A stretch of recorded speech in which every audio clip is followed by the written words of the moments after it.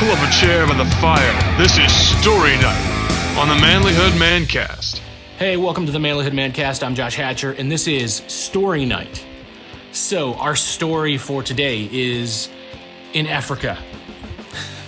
We had just spent almost a week in Africa at this point, and it's hot, it's sweaty, we're pretty miserable. We actually were having a really good time and seeing lots of really neat things happen in the process of everything, but the food was amazing, but it was a little hard on our stomachs, especially with the heat. And our friends that we were with decided they wanted to take us to an American restaurant because they knew, hey, maybe some food from home will help kind of settle their stomachs and make them feel good. And they knew that this restaurant had air conditioning, which was something that was not happening anywhere else in Africa. And so they took us to this American restaurant, and we went in, and it was not American. It was, I guess it was more American than the African restaurants. But we went in, and they handed us the menu, and the menu looked very American. There was chicken and fries, and hamburger, and spaghetti, things like that. And so I ordered chicken and fries, and I thought I would get some chicken, like some fried chicken, and some French fries. Now, the fries in Africa were neat because the potatoes there, they have a different consistency. They're kind of a thicker, starchier potato, and so it was like a steak fry, but thicker almost. And they were really good. The chicken was a whole chicken, fried, not cut up, just fried. And it was so good. So like 4 of us ordered that, thinking that it would be a meal for one, and we realized that one of them was a meal for all 4 of us. So we had a lot of chicken. We ended up having quite a bit of leftovers after that meal. Then one of our guides that was with us decided to order spaghetti. And they brought out his food, and it was a plate of, we think of spaghetti as noodles and red sauce, marinara. So they brought out a plate of spaghetti noodles on top of peas, green peas, and he just took mayonnaise and spread it on top of the noodles and ate it. That was the spaghetti.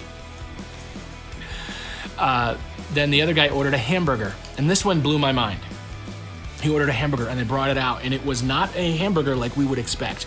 If we got a hamburger, we would get a thin patty on a bun, maybe with a slice of cheese and some toppings, and that would be a hamburger for us, you know, whatever size it is. They brought out a meatball the size of this young man's head. Inside of the meatball was a hard-boiled egg. So when he sliced it, you could see the egg in the middle of it. And it was also served on a plate of peas. It was this big around, and he ate every last bite of it. It was giant. Ate it with mayonnaise. And it just was like, what in the world? I wouldn't think of that as a hamburger. So it was really interesting. They also brought out some yogurt, which was fresh, and it was made with goat's milk. Very tangy, almost kind of a urine-y taste. But it did taste pretty good because it was cold. The air conditioning in there felt amazing after being in that heat, and it was a pretty cool experience, to be honest with you, just to experience their take on American food. By the way, the Coca-Cola over there was amazing. It was bottled there in Africa, and so the sugar would have been, natural sugar, not all the corn syrup that we get here. And then the Fanta, the orange soda, was made, you could actually see the orange juice and the pulp in it, which was really kind of neat. Little things like that we don't think about here.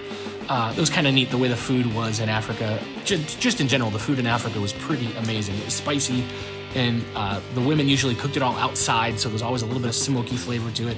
I really enjoyed that, but I loved that American restaurant in the way that it just wasn't quite what we expected, and that was kind of neat. Which brings me to the lesson today. Some things get lost in translation. Don't assume that everybody knows or understands what it is that you think that you're saying. Thanks for listening to the Manlihood Mancast. Please help us out with a like, comment, share, and subscribe.